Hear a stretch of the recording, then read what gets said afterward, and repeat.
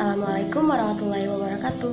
Perkenalkan, nama saya Mutiara Rahmadani Putri dari Fakultas Keguruan dan Ilmu Pendidikan, Program Studi Bimbingan dan Konseling 2020. Di sini saya bersama teman-teman saya dari kelompok 5 akan menjelaskan materi mengenai konsep-konsep tentang perkembangan moral pada remaja.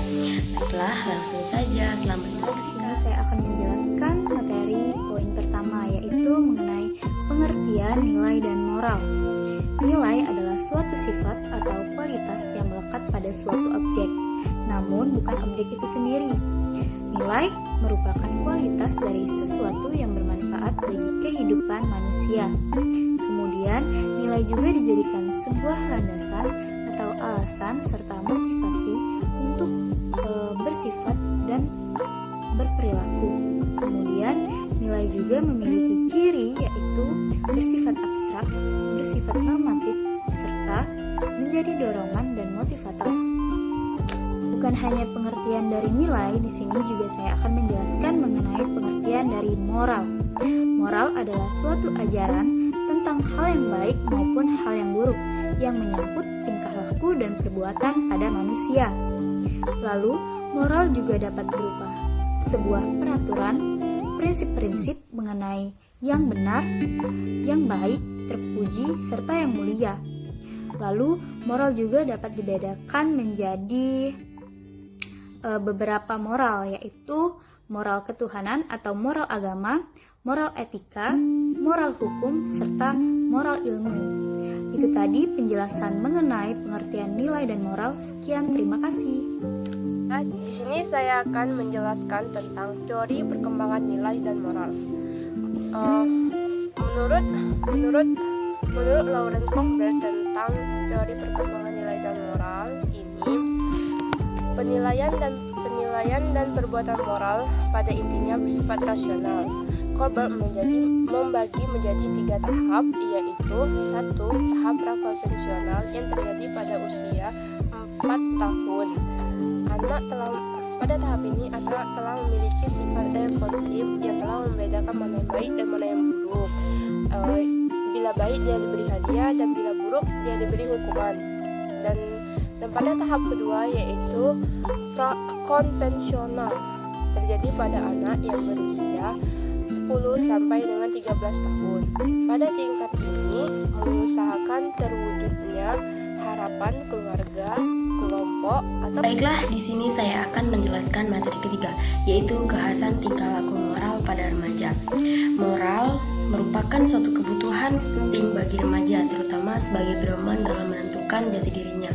Pada tahap perkembangan moral ini, remaja sudah mengalami peningkatan moral dibandingkan dengan masa-masa sebelum remaja atau masa kanak-kanak. Apa saja yang menjadi pembeda antara perkembangan moral pada masa remaja dengan masa kanak-kanak? Yang pertama, remaja sudah mengenal kejujuran. Pada masa ini, remaja sudah mulai mengerti arti dari kejujuran. Setiap perbuatan yang dilakukan, setiap ucapan itu harus jujur dan bertanggung jawab atas segala sesuatu yang terjadi.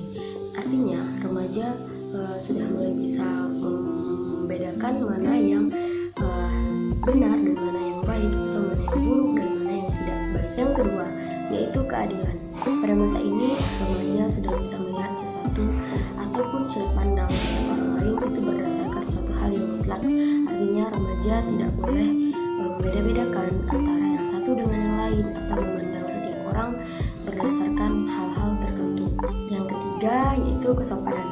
Pada masa ini, remaja sudah mulai bisa menghormati orang yang lebih dewasa atau lebih tua darinya, dan mulai menghargai setiap orang yang lebih dewasa ataupun lebih tua darinya. Artinya, setiap orang itu mempunyai tata krama, mempunyai perilaku, dan ada etika dan adab yang harus dijalani dalam setiap kehidupan atau menjalani kehidupan dan aktivitas sehari-hari. Keempat, yaitu kedisiplinan. Pada masa ini, remaja dituntut untuk bisa menghandle dirinya sendiri atau mengatur dirinya sendiri, baik dari waktu. Remaja bisa membedakan mana waktu untuk bermain bersama teman atau hangout bersama teman, di mana juga remaja harus bisa mengatur waktunya untuk belajar, untuk mengerjakan tugas, dan misalnya yang remaja yang sedang berada dalam tahap atau fase kuliah juga harus membagi waktunya, di mana waktu kuliah, di mana waktu untuk belajar mengerjakan tugas, di mana waktu istirahat, dan lain sebagainya.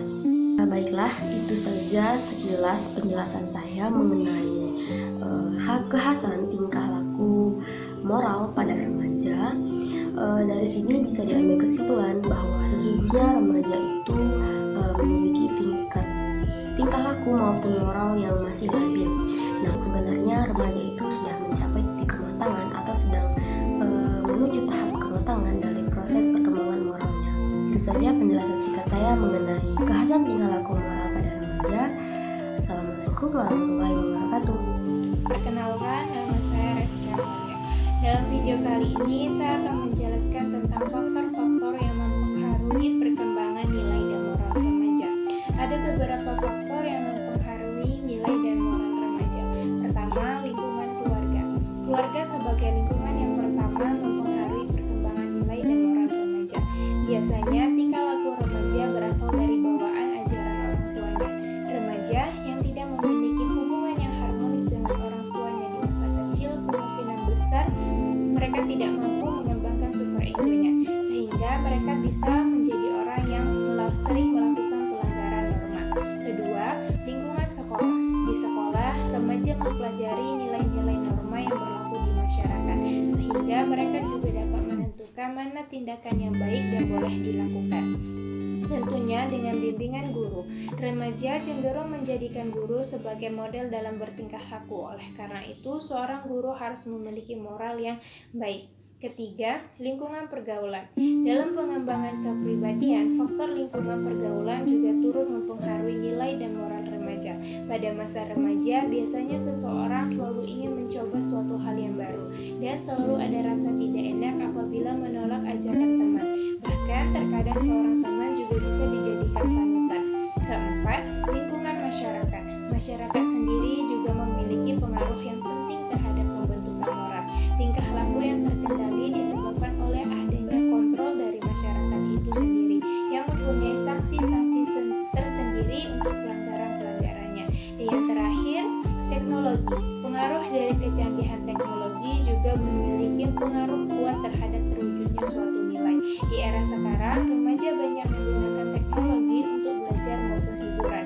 Contohnya, internet memiliki fasilitas yang menawarkan berbagai informasi yang dapat diakses secara langsung. Nilai positifnya, ketika remaja atau siswa mencari bahan pelajaran yang mereka butuhkan, mereka dapat mengakses dari internetnya.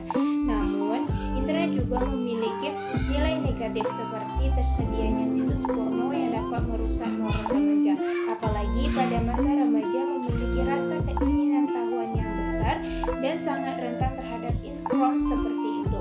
Mereka belum bisa mengelola pikiran secara matang, yang akhirnya akan menimbulkan berbagai tindak kejahatan seperti pemerkosaan dan hamil di luar nikah atau hamil di usia dini. Sekian dari saya. Nah, di sini saya akan menjelaskan tentang usaha untuk mengembangkan moral remaja. Adapun usaha-usahanya antara lain sebagai berikut. 1. Menciptakan kelas sebagai lingkungan yang membuat siswa hidup hormat dan menghormati. 2. Memberi kesempatan siswa untuk berpendapat dalam aturan kelas. 3. Memberi hukuman bagi yang melanggarnya. 4. Memberi kesempatan siswa bekerja dalam kelompok. Yang kelima, membuat permainan peran dalam kehidupan sehari-hari. Terima kasih.